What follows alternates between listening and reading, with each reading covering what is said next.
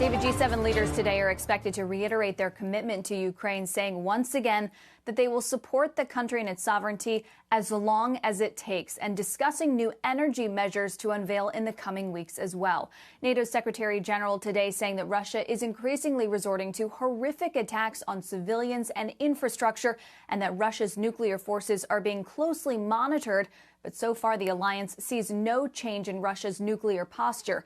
But 7 months into the war, more questions about how it will end. Today, NSC spokesman John Kirby was asked whether the full removal of troops is the only off-ramp.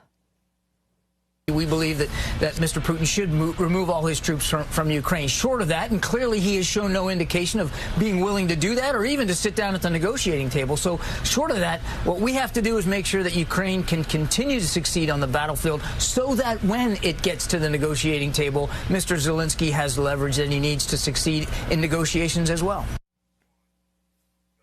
To that end, the U.S. continues to discuss sending more air defense systems to Ukraine, which Presidents Biden and Zelensky discussed yesterday.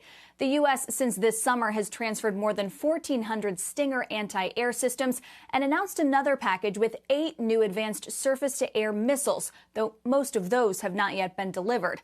In the coming weeks, the major democracies will be face-to-face with Vladimir Putin at the G20, and they're still trying to coordinate their approach, with some leaders suggesting they walk out when Mr. Putin speaks.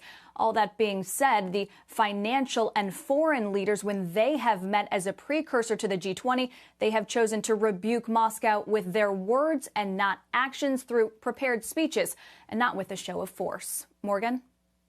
All right, Kayla Tausche following that closely for us out of D.C. Shepard Smith here. Thanks for watching CNBC on YouTube.